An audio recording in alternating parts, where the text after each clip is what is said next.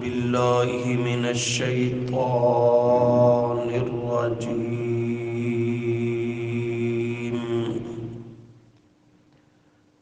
بسم الله الرحمن الرحيم. وعد الله الذين آمنوا منكم وعملوا الصالحات ليستخلفنهم في الأرض كما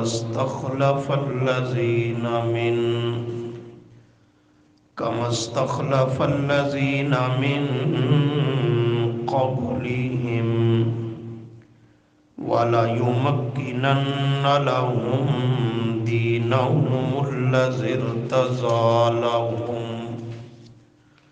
وليبدلنهم من بعد خوفهم أمنا يعبدونني لا يشركون بي شيئا ومن كفر بعد ذلك فأولئك هم الفاسقون. صدق الله العظيم. اللهم صل على محمد وعلى آل محمد كما صليت على إبراهيم وعلى آل إبراهيم إنك حميد مجيد. اللهم بارك على محمد وعلى آل محمد كما باركت على إبراهيم وعلى آل إبراهيم إنك حميد مجيد.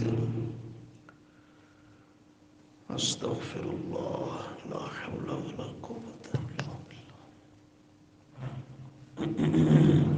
گزشتہ سبقوں میں صحابہ کرام رضی اللہ عنہم کے معیار حق ہونے کے متعلق چند گزارشات پیش کی گئیں. آج کے سبق میں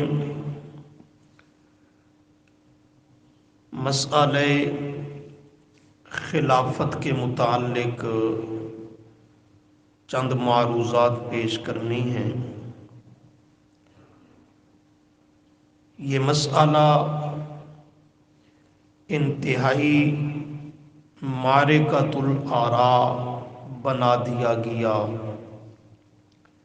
کہ اسی خلافت کے مسئلہ پر عنوان پر اختلافات، انتشار اور فساد کی بنیاد کو قائم کیا گیا.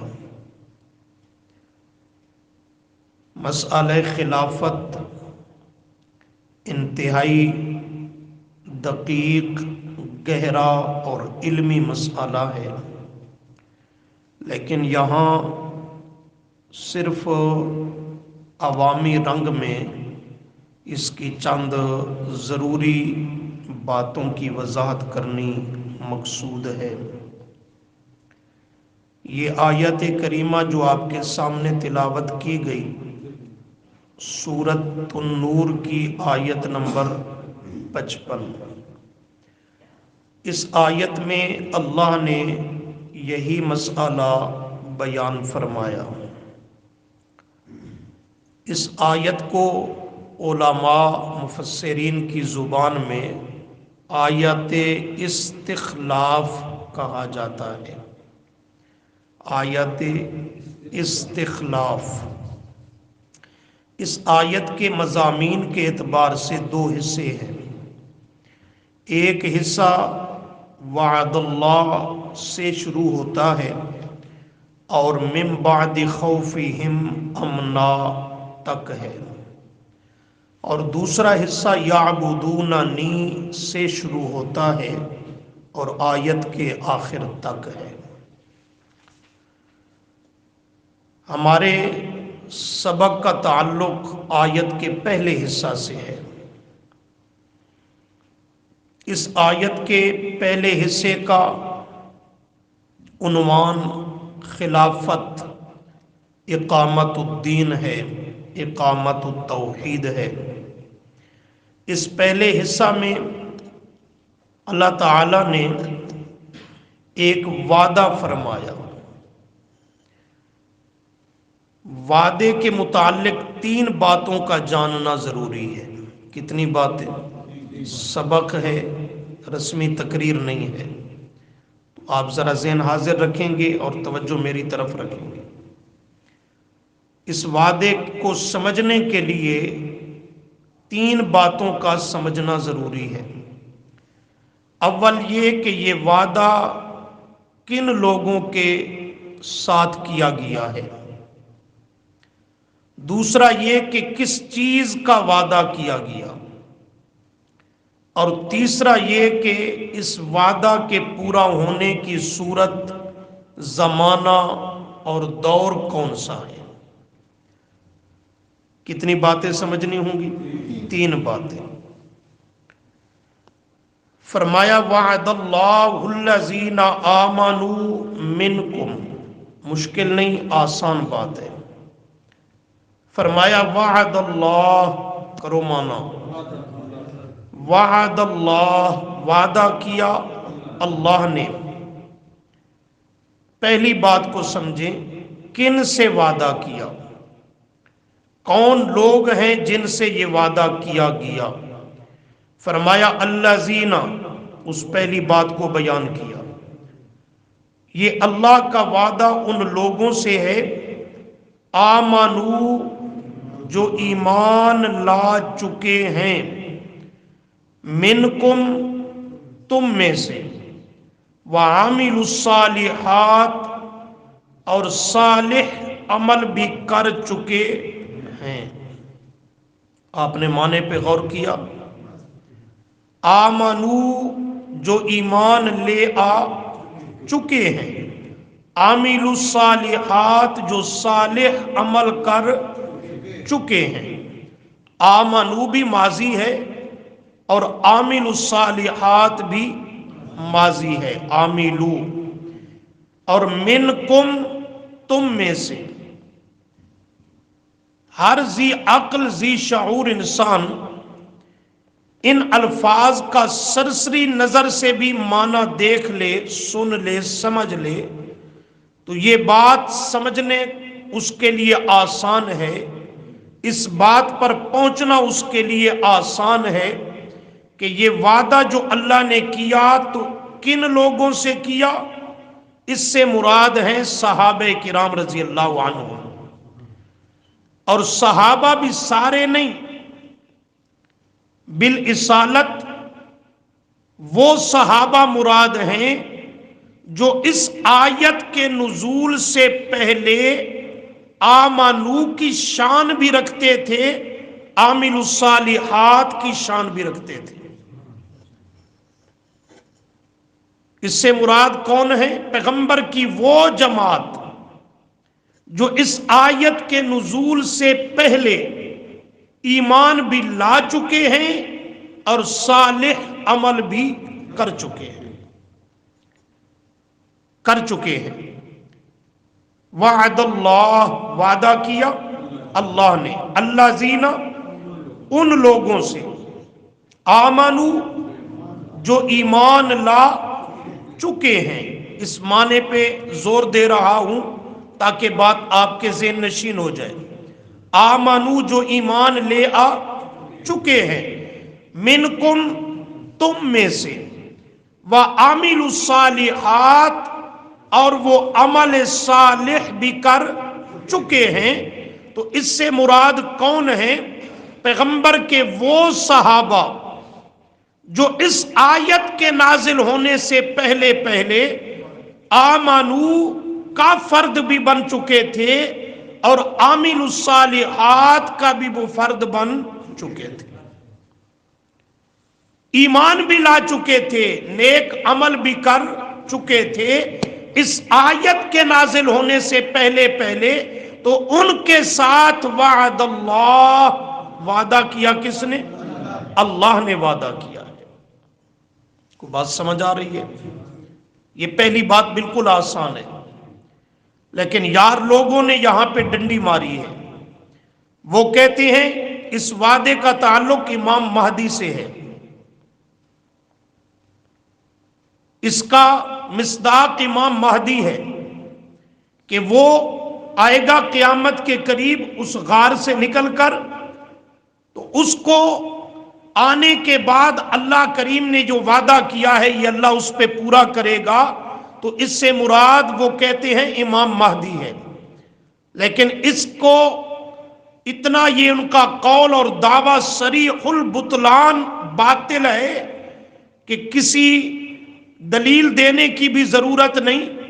ان الفاظ کا معنی بھی اگر سمجھ لیا ہے تو ان کا یہ قول باطل ہوتا ہوا روز روشن کی طرح نظر آتا ہے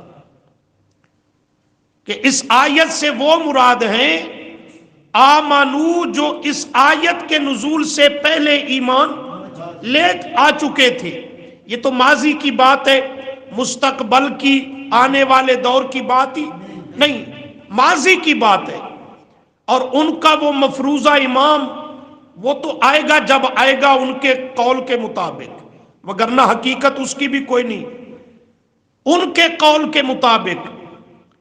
تو وہ تو آنے والے دور اور زمانے کا ایک مفروضہ انہوں نے بنایا، جبکہ قرآن خبر دیتا ہے آمنو جو ایمان لے آ چکے ہیں، عامل الصالحات جو عمل صالح کر چکے ہیں، اور پھر من کم، تم میں سے، کم کا معنی تم، من کم جو تم میں سے، آمنو ایمان لے آ چکے ہیں اور نیک عمل بھی کر چکے ہیں، من کم تم میں سے۔ تو اس وقت امام مہدی وہاں موجود تھا، تو پھر اس جب موجود نہیں تھا تو من کم کا مخاطب بن سکتا ہی نہیں۔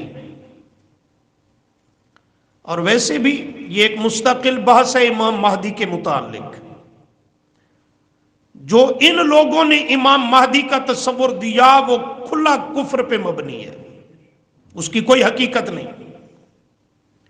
لیکن ہماری قوم اتنی بھولی بھالی ہے، وہ بھی امام مہدی کے نام پر نظریات کو قائم کر لیتی ہے، اور امام مہدی کی وہ گردان پڑھنے لگتی ہے۔ جو اس طبقے نے امام مہدی کا تصور دیا کہ پیدا ہوا وہاں سے جہاں سے عام انسان پیدا ہی نہیں ہوتے، اور پیدا ہوا تو دیکھا دایا نے بھی اسے کوئی نہیں، پتہ نہیں کوئی انسان کا بچہ تھا یا جن کا تھا، اور جس کا بیٹا منسوب کرتے ہیں، جس کا باپ بناتے ہیں، وہ بیچارہ اس کا باپ جو یہ کہتے ہیں لا ولد تھا، اس کی سرے سے اولاد ہی کوئی نہیں تھی۔ یہ خود ان کی کتابیں بھی گواہی دیتی ہیں۔ انہوں نے پتہ نہیں امام مہدی کہاں سے بنا دکھایا، وہ امام حسن عسکری وہ لا ولد ہے، اس کی اولاد ہی کوئی نہیں، نہ بیٹا نہ بیٹی، کچھ بھی نہیں ہے اس کی۔ تو یہ اس کا بیٹا انہوں نے بنا دکھایا، اور پھر اصلی قرآن بھی اسی کے ہاتھ تھما دیا، اور ہے وہ غار میں چھپا ہوا اور قیامت کے قریب نکلے گا۔ اور اتنی لغویات اور کفریات انہوں نے کتابوں میں لکھ ماری کہ انسان کی عقل دنگ رہ جاتی ہے کہ کیا ان لوگوں میں عقل نام کی بھی کوئی چیز نہیں؟ اور بڑے بڑے اس طبقے کے ذمہ دار لوگوں نے اور اپنی معتبر کتابوں میں لکھا کہ جب وہ قیامت کے قریب دور اور زمانے میں آئے گا تو ننگا ہوگا، بے لباس ہوگا، اس کے وجود پہ لباس نہیں ہوگا۔ کیوں؟ کہ وہ ادھر پیدا ہوا اور بھاگ کر غار میں چھپ گیا تھا، لباس تو اسے ملا ہی نہیں تھا، تو اب بھی غار میں وہ بیچارہ بے لباس ہے، تو جب نکل کے آئے گا تو بے لباس ہی ہوگا، بعد میں کوئی اس کو لباس دیا جائے گا. تو جب آئے گا تو کہتے ہیں بے لباس ہوگا، اور آگے کفر بکتے ہیں، نقل کفر کفر نہ باشد، کہ سب سے پہلے جو اس کے ہاتھ پہ بیعت کرے گا وہ نبی کریم صلی اللہ علیہ وسلم کی ذات ہوگی.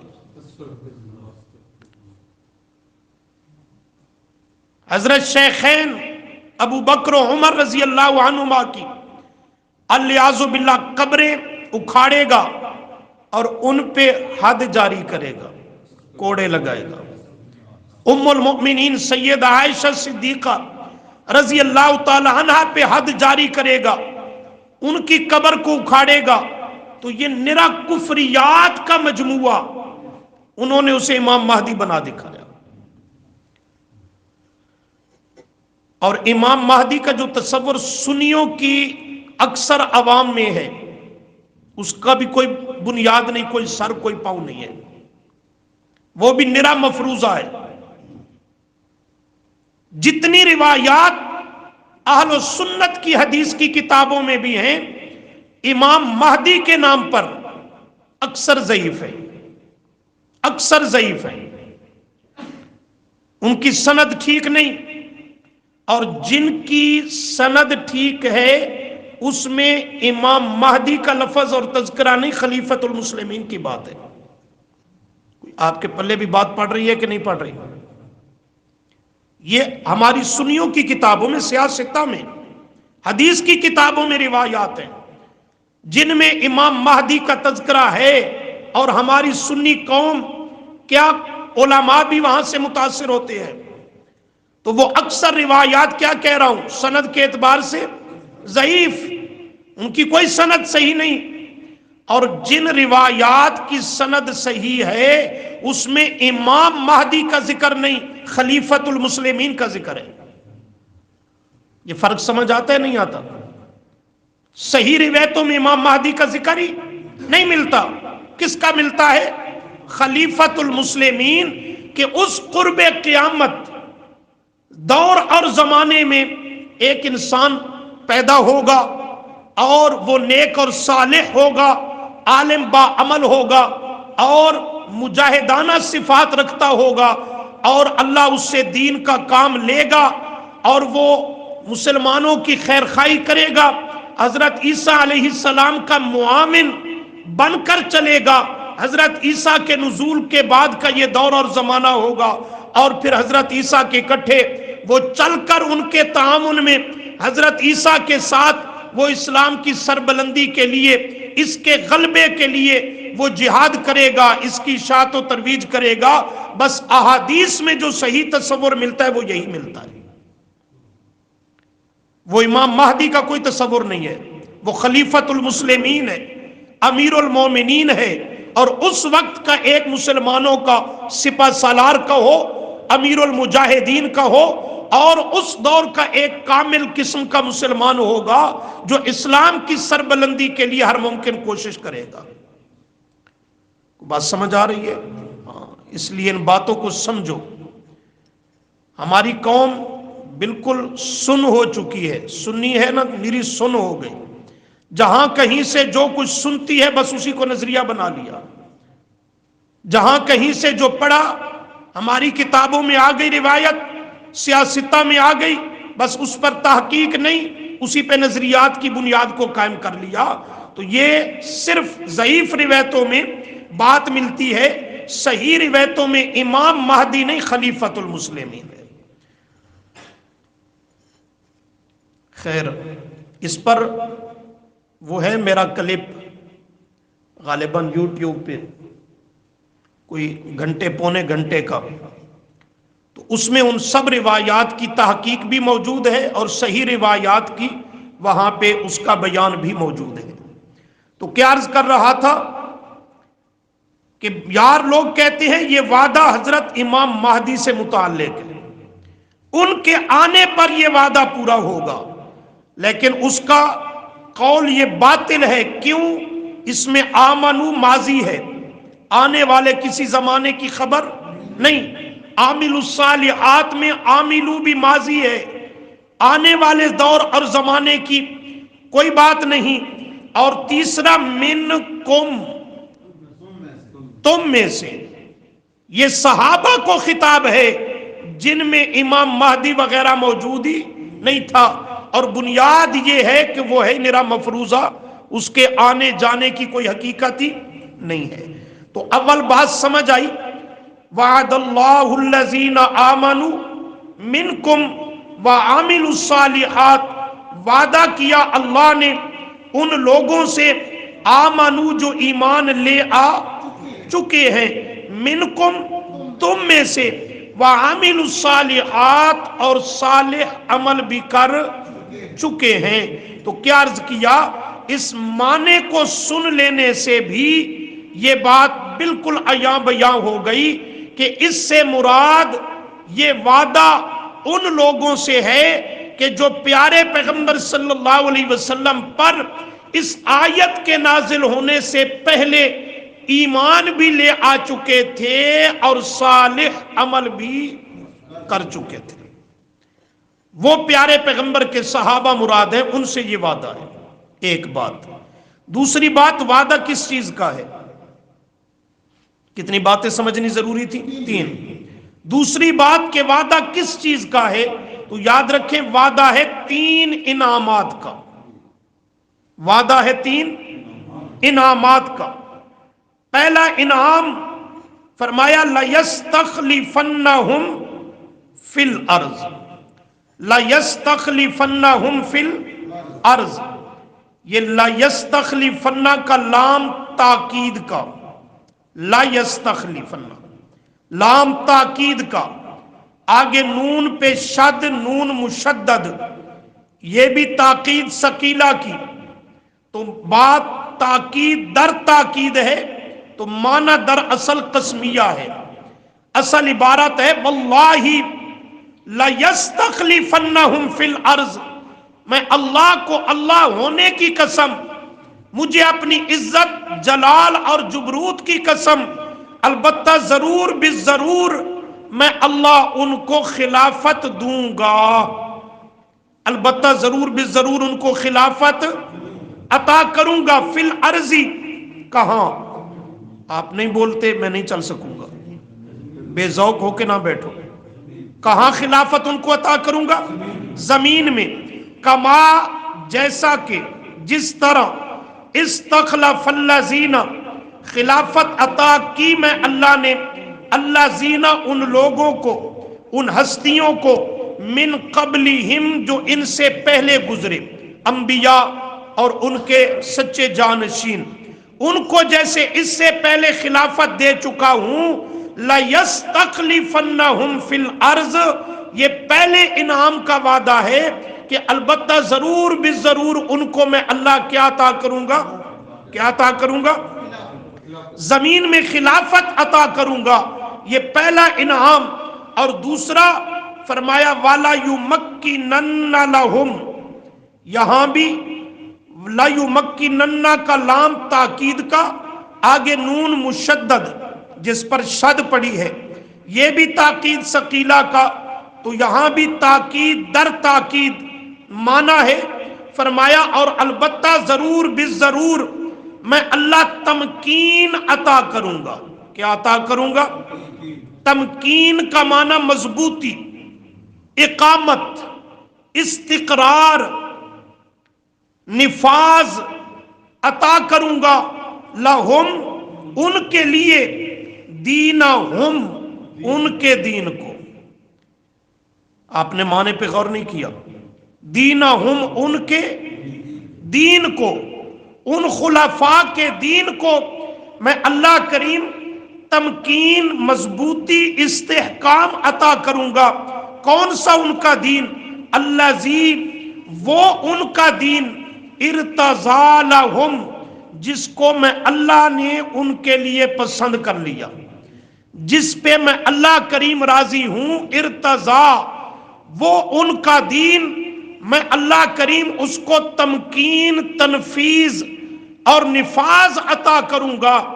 یہاں کل کے سبق میں جیسے جملہ آیا کہ صحابہ دین میں ہیں، دین سے باہر، دین سے باہر، یہاں وہ آ رہا ہے جملہ دینہم، میں اللہ اس دین کو تمکین عطا کروں گا.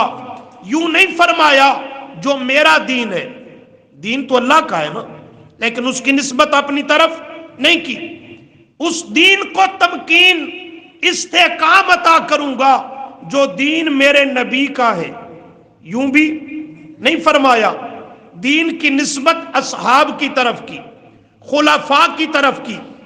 فرمایا والا یمکنن لہم دینہم، یہاں دینا پڑھو تو یہاں دینا ہم، اور جہاں اکمال دین کی بات آئی وہاں فرمایا الیوم اکملت لکم دینکم. ہم میں بھی صحابہ، کم میں بھی صحابہ، سمجھے ہو؟ اکملت لکم دینکم، کم میں صحابہ، اور والا یمکنن لہم دینہم، دینہم کی ہم میں بھی صحابہ.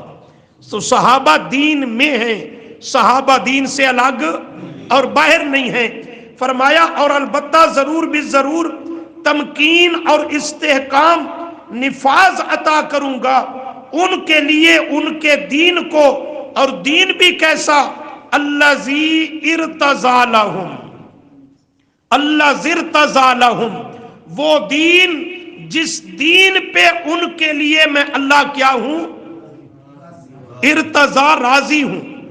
جو میرا پسندیدہ دین، میرا مرضی دین، ارتضا، جس دین پہ میں اللہ راضی ہوں. اور اس آیت اکمال دین میں بھی کیا فرمایا؟ الیوم اکملت لکم دینکم واتممت علیکم نعمتی. آگے پڑھو نا، یہ تو یاد ہے نا.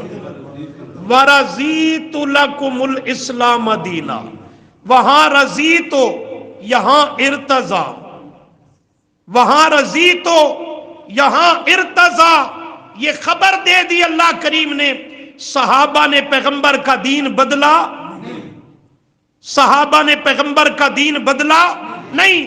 وہی دین جس دین کے تکمیل پر میں رب نے آیت اکمال دین کی نازل کر کے مہر لگائی تھی، اور وہاں فرمایا تھا رضیت لکم الاسلام دینا، اس دین پہ میں اللہ راضی ہوں جسے تمہارے لیے بطور اسلام کے میں اللہ نے پسند کر لیا، اپنی رضا کا اظہار کر دیا.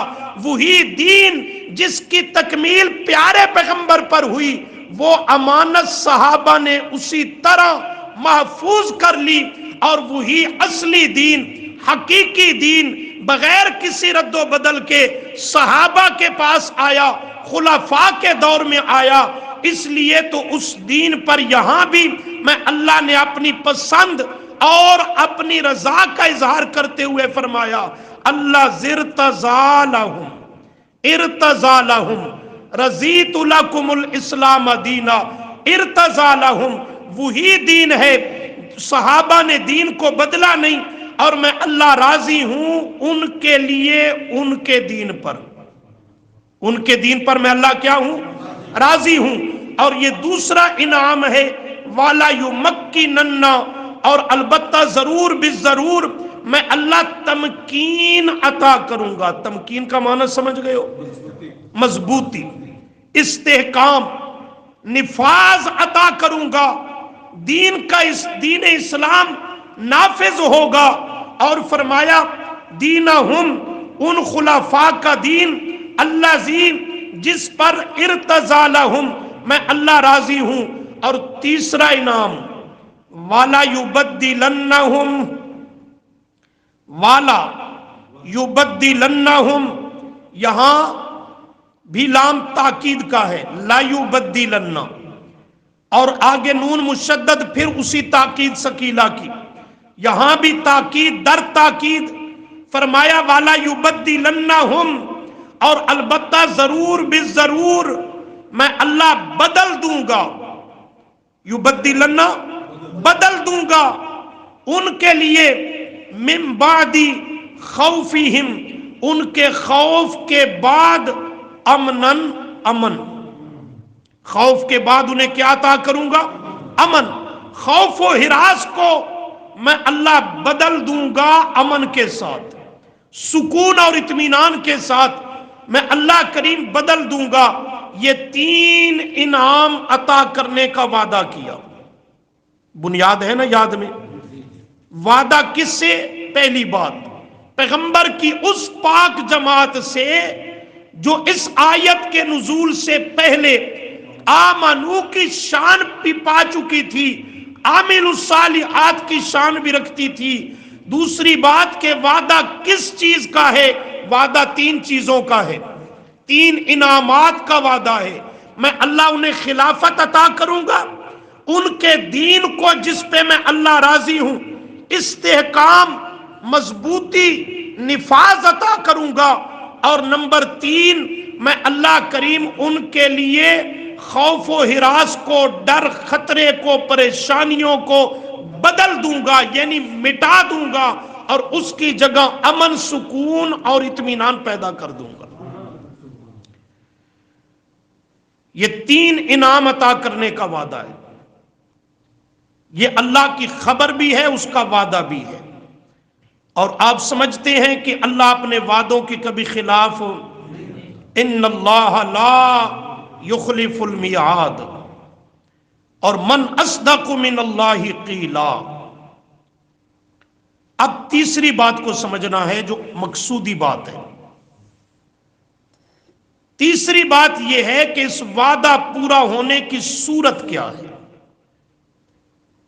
دور اور زمانہ کون سا ہے اس وعدہ کے پورا ہونے کا، مراد اور اس سے مصداق کون ہیں جن پر رب کا یہ وعدہ پورا ہوا۔ اب ذرا خالی و ذہن ہو بیٹھو، اور اس کو سمجھنے کے لیے فارمولہ اور ضابطہ یہ ہے کہ خالی و ذہن ہو کر کے سوچو، اللہ نے جو یہ 3 انعام عطا کرنے کا وعدہ کیا، خلافت بھی دوں گا، امن بھی ہوگا، اور ان کے دین کو تمکین، استحکام بھی حاصل، نفاذ بھی ہوگا۔ یہ تینوں انعام بیک وقت اور علی وجہ الکمال، علی وجہ الاتم، کامل درجے پر اس آسمان دنیا کے نیچے، اس زمین کے سینے پر کس کے دور میں یہ تینوں نعمتیں نظر آتی ہیں؟ غور کر لو، ابھی حل آپ سے کروانا ہے، پھر پریشان نہ ہو جاؤ۔ حضرت عمر سے کیوں شروع کرتے ہو؟ خلیفہ بلا فصل کا تذکرہ کیوں نہیں کر رہے؟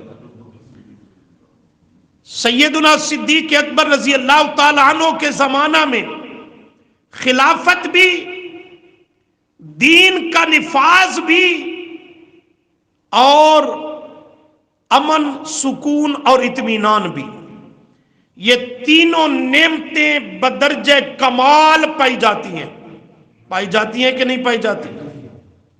اگر ذہن نہیں مانتا، کہیں پہ اختلاف ہے تو بولو۔ حضرت اس میں یہ ایک اختلاف ہے کہ حضرت بکر صدیق رضی اللہ عنہ کے دور میں پہلے سال جو ہوئی ہے جنگ، منکرین زکوٰۃ کے ساتھ بھی ایک ہوا ہے ان کا۔ دوسرا یہ ہے کہ یہاں پر اس آیت کے روح سے ایک چیز یہ بھی آ رہی ہے کہ میں ان کو خلافت عطا کروں گا، تو یہاں پہ سوال یہ پیدا ہوتا ہے کہ کیا اس وقت صحابہ کرام کی تعداد اتنی کم تھی، یا اتنی مطلب کم تھی کہ جس میں ہمیں مین جو نام، جو بڑے نام ہمیں مل رہے ہیں 4 کے مل رہے ہیں، یا مطلب 5 یا 6 کے مل رہے ہیں؟ کہ کوئی علمی سوال کرے سے نیک بختہ، میں نے سمجھا کوئی کام کی بات کرے گا، کوئی نہیں ادھر ادھر کی مار رہا ہے۔ تیری بات میں سمجھ گیا ہوں، میری بات کو سمجھ۔ بات یہ ہے کہ بڑے چھوٹے کی تعداد کی قلت و کثرت کی بات نہیں ہو رہی، بات یہ ہو رہی ہے کہ یہ وعدہ جب کیا گیا تو یہ حضرت صدیق اکبر رضی اللہ عنہ خلیفہ اول بنے۔ دیکھنا یہ ہے کہ ان کے زمانے میں یہ تینوں نعمتیں موجود ہیں یا نہیں۔ باقی جو منکرین زکوٰۃ سے، دیگر جھوٹے نبوت کا دعویٰ کرنے والوں سے جہاد ہوا، تو جہاد کا نام تو خوف نہیں ہے نا۔ جہاد تو مسلمانوں کے لیے الٹا پیغام نجات ہے، وہ خوف نہیں ہے۔ خوف ہوتا ہے آپس کی خرابی، آپس کی لڑائی۔ جہاد تو پیارے پیغمبر کے دور میں بھی ہوتا رہا، صحابہ کے دور میں ہوا، وہ خوف نہیں ہوتا جہاد، وہ تو ایک عمل ہے، عبادت ہے، اس کا نام خوف و ہراس نہیں ہے۔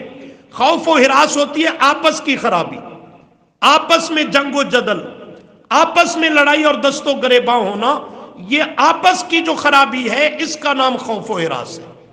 تو یہ تینوں نعمتیں حضرت صدیق اکبر رضی اللہ تعالی عنہ کے دور میں اپنے کمال اور نقطہ عروج پہ پائی جاتی ہیں۔ خلافت بھی اس شان کے ساتھ کہ آپ تاریخ اور سیرت کی کتابوں کا مطالعہ کریں، کوئی ایک فرد بھی نہیں ملتا جس نے حضرت صدیق اکبر رضی اللہ عنہ کی خلافت سے انکار یا اختلاف کیا ہو۔ یار لوگوں نے کہانیاں بنائی ہیں، حضرت علی المرتضیٰ رضی اللہ تعالی عنہ نے بیعت نہیں کی اور ان کو زبردستی بیعت کرنے کے لیے لایا گیا فلاں، لیکن یہ سب ان کے بناوٹی مفروضے ہیں، ان کی کوئی حقیقت نہیں ہے۔ طبقات ابن سعد کے اندر صحیح سند کی روایت ہے اور الاستیعاب کے اندر بھی موجود ہے۔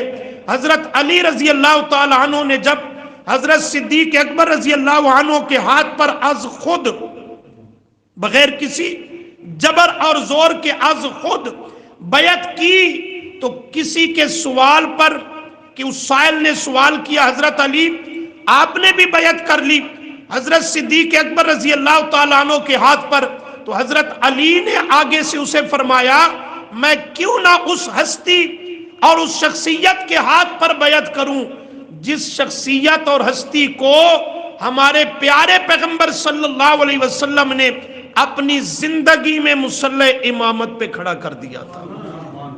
جب دین کا ہمارا امام انہیں مقرر کر دیا تو دنیاوی امور میں ان کو اپنا امام اور خلیفہ مان کر کیوں نہ ان کے ہاتھ پر بیعت کروں۔ حضرت علی نے بیعت بھی کی، اس پر دلیل بھی پیش کی، بیعت بھی کی اور دلیل بھی پیش کی۔ پھر کچھ وقت گزرا، چند مہینے، تو بعض لوگوں نے درمیان میں باتیں کرنی شروع کی، حضرت علی نے بیعت کی ہے پر دل سے نہیں، فلاں فلاں فلاں۔ تو بخاری میں روایت موجود ہے 6 ماہ کے بعد حضرت صدیق اکبر کی خلافت کو 6 ماہ گزرے تھے، حضرت علی رضی اللہ تعالی عنہ نے یہ لوگوں کے تبصرے اور باتیں سنی تو بھری مسجد میں، مجمع عام میں دوبارہ خلافت صدیق اکبر پر حضرت صدیق اکبر کے ہاتھ پر بیعت کی تاکہ لوگوں کے منہ بند ہو جائے۔ تجدید کی اس خلافت کی بیعت کی حضرت علی المرتضیٰ رضی اللہ تعالی عنہ نے، یہ صحیح بخاری میں ہے۔ تو حضرت صدیق اکبر رضی اللہ تعالی عنہ خلیفہ بنے تو اس شان اور عظمت کے ساتھ کہ ان کی خلافت بالاتفاق ہے، کوئی ایک فرد بھی حضرت صدیق اکبر کی خلافت کا منکر اور اس سے اختلاف کرنے والا نظر نہیں آتا۔ اور اسی طرح حضرت فاروق اعظم رضی اللہ تعالی عنہ تو وہ ہستی ہے، آپ سنتے رہتے ہیں، پہلے بھی کبھی بیان کیا، حضرت صدیق اکبر رضی اللہ تعالی عنہ نے خود طلب کیا، آئے خطاب کے بیٹے اب شاید میری زندگی وفا نہیں کرنے لگی تو میں اپنے بعد خلافت تجھے دینا چاہتا ہوں، اس منصب پہ تجھے فائز کرنا چاہتا ہوں۔ تو حضرت عمر رضی اللہ تعالی عنہ نے فرمایا مجھے اس کی کوئی ضرورت نہیں ہے، خلافت کی، عہدے کی، اقتدار کی مجھے اس کی کوئی ضرورت نہیں۔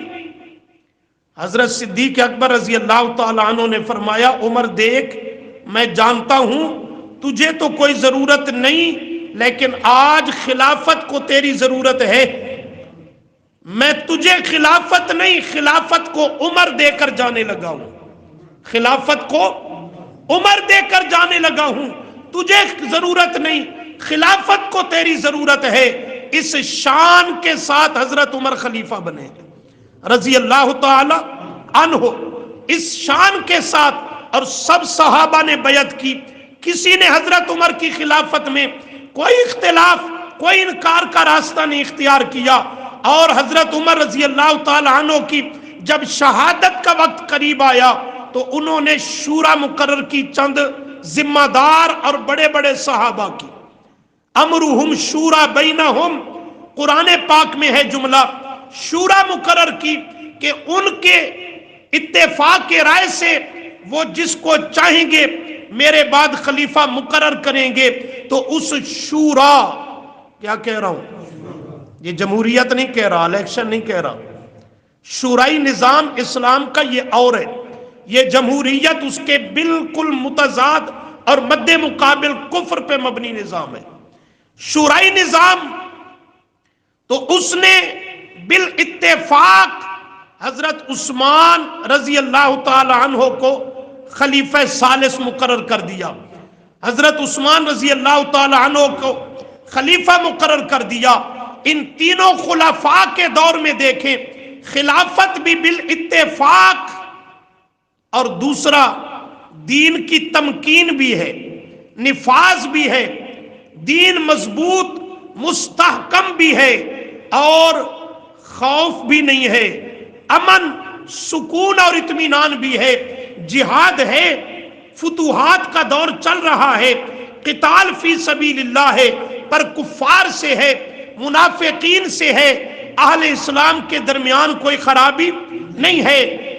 یہ تینوں خلفاء کے زمانہ خلافت میں یہ رب کے تینوں انعام بدرجہ اکمل اور اتم پائے جاتے ہیں.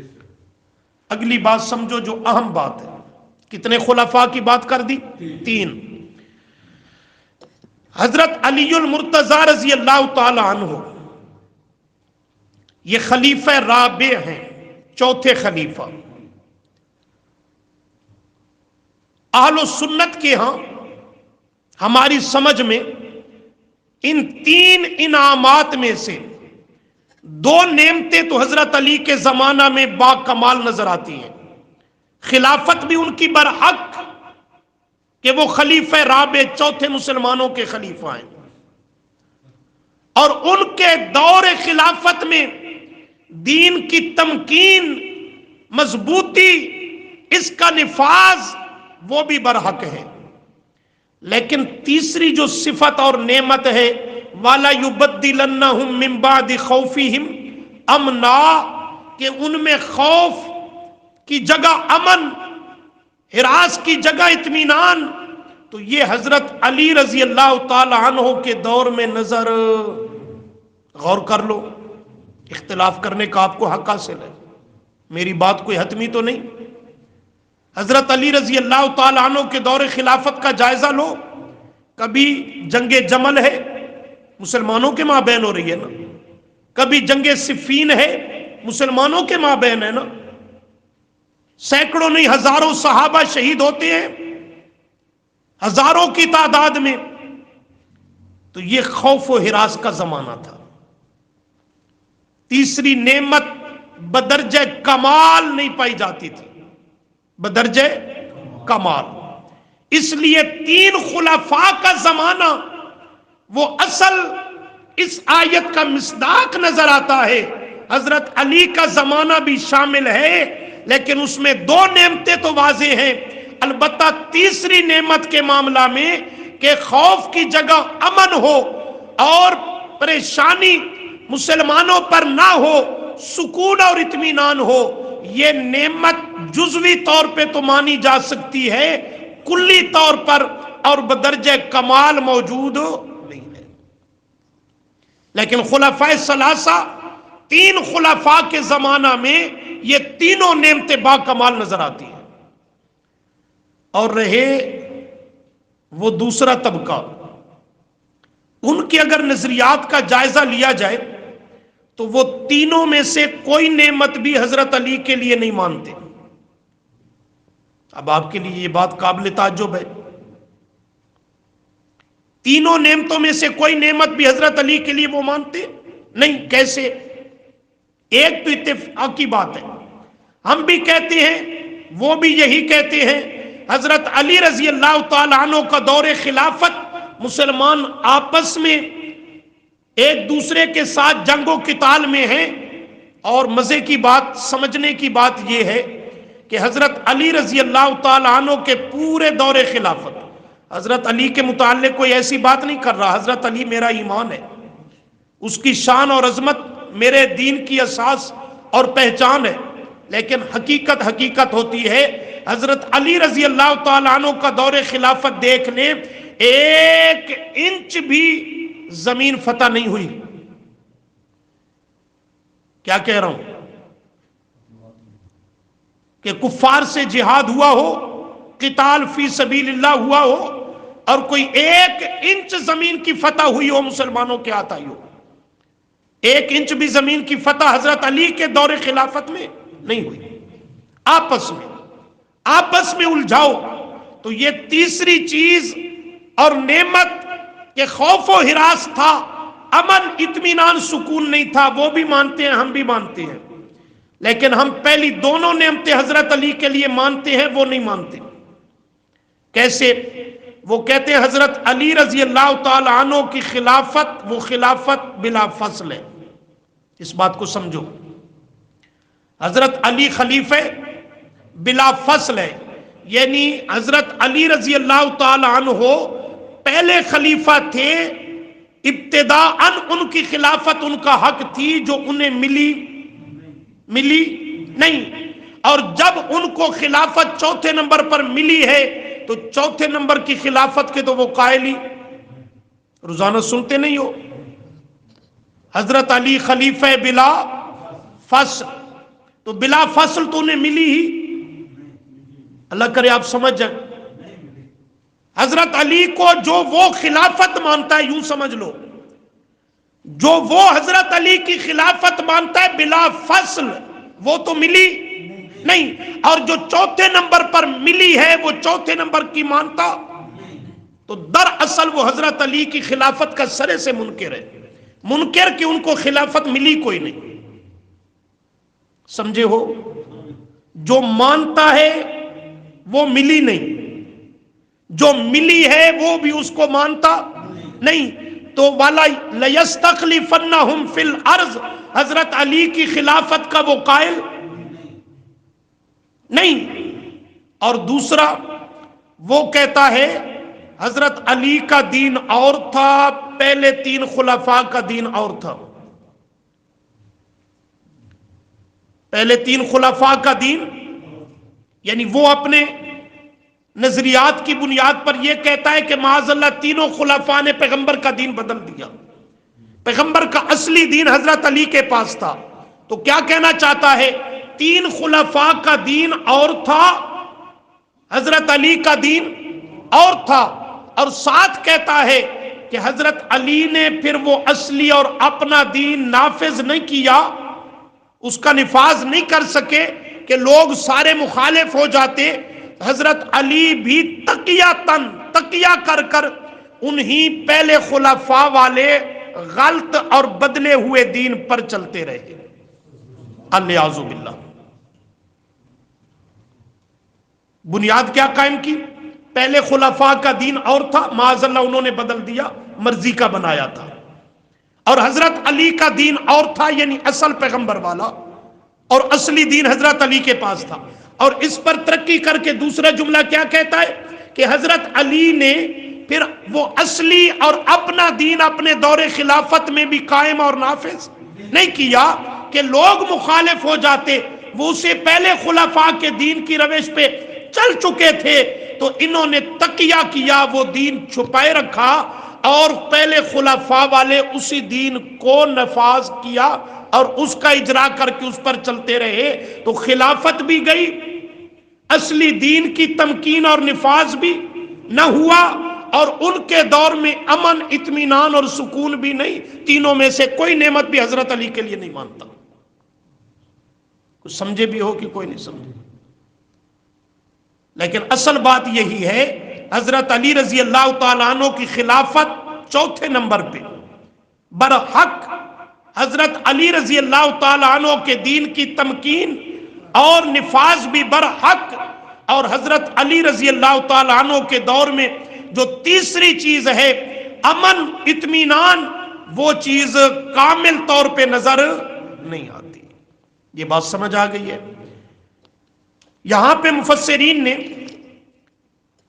جنہوں نے تحقیق سے کام لیا، دقت نظر سے کام لیا، انہوں نے اس بات کو صاف ذکر کیا کہ یہ دراصل اس آیت میں جس خلافت کا، دین کے تمکین کا اور تبدیل الخوف بالامن کا اللہ نے جو ان تین نعمتوں کا وعدہ کیا ہے، تو یہ تین نعمتیں تین خلفاء کے زمانہ میں یہ پوری ہوئیں، اور ان کی صورت اور ان کا مصداق وہ تین خلفاء کا دور اور زمانہ ہے، اور یہ تینوں خلفاء ابو بکر، عمر، عثمان رضی اللہ عنہم، ان کی خلافت کا وعد اللہ نے اس آیت میں وعدہ کیا۔ لیکن بعض مفسرین نے حضرت علی کو بھی ساتھ شامل کیا، اور ہم ان کی خلافت کو بھی خلافت برحق اور خلافت راشدہ ہی مانتے ہیں، انہیں بھی خلیفہ راشد ہی مانتے ہیں۔ تو یہ آیت استخلاف میں اللہ نے یہ تین چیزیں بیان فرمائی۔ کتنی چیزیں؟ بات مشکل تو نہیں ہوگی۔ اول کہ اللہ نے وعدہ کن لوگوں سے کیا؟ الذین آمنوا منکم وعملوا الصالحات، یہ اس جماعت سے وعدہ ہے، صحابہ کرام رضی اللہ عنہم سے، جنہوں نے اس آیت کے نزول سے پہلے ایمان بھی قبول کر لیا تھا اور نیک عمل بھی کر چکے تھے۔ دوسری بات کہ وعدہ کس چیز کا ہے؟ خلافت کا، دین کے نفاذ کا، استحکام کا اور امن اور اطمینان کا، یہ تین نعمتوں کا وعدہ ہے۔ اب تیسری بات اصل ہمارے سبق سے متعلق تھی کہ اس وعدہ کا مصداق کون ہے، یہ وعدہ کہاں پورا ہوا، اس کے پورا ہونے کی صورت کیا ہے۔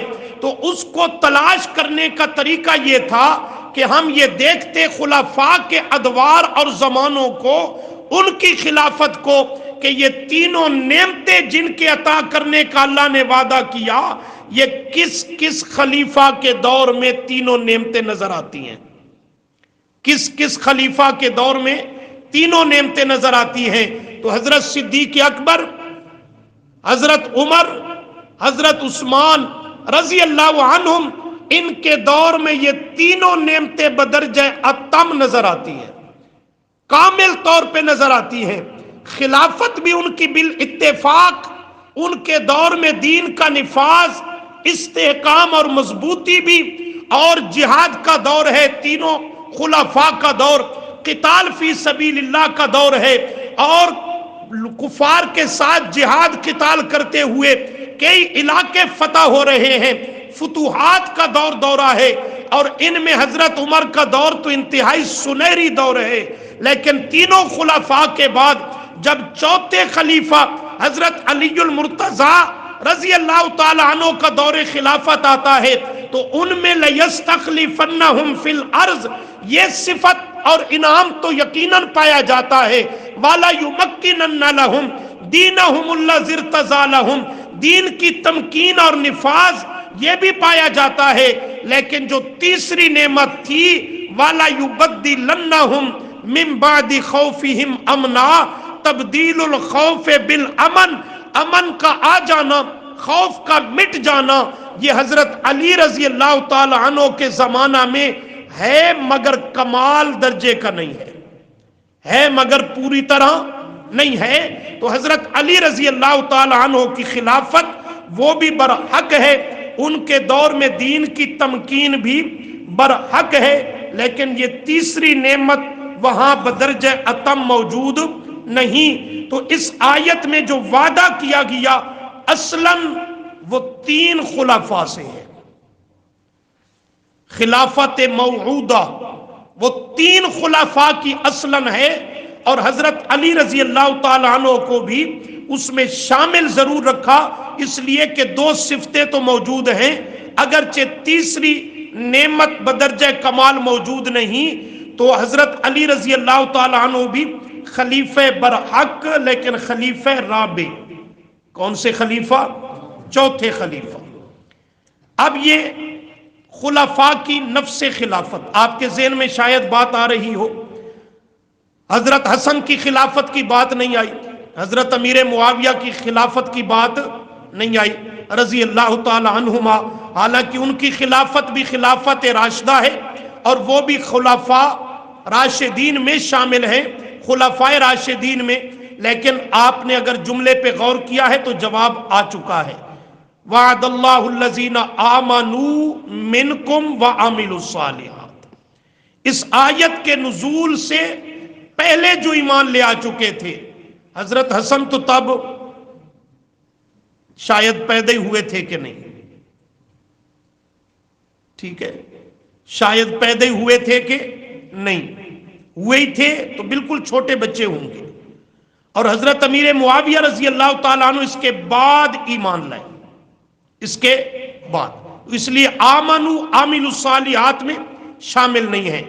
تو اس کے بعد دوسرا مرحلہ ہمارے سبق کا آئے گا کہ خلافت کے اندر خلیفہ بلا فصل کون ہے، ثانی کون ہے، ثالث کون ہے اور رابع کون ہے۔ تو یہ انشاءاللہ کل کے سبق میں ہم خلافت خلیفہ بلا فصل پر بات کریں گے کہ حضرت صدیق اکبر رضی اللہ تعالی عنہ وہ خلیفہ بلا فصل ہیں، اس پر قرآن کریم مستقل دلائل ذکر کرے گا اور اللہ کی توفیق سے وہ آپ کے سامنے بیان ہوں گے۔ اللہ عمل کی توفیق عطا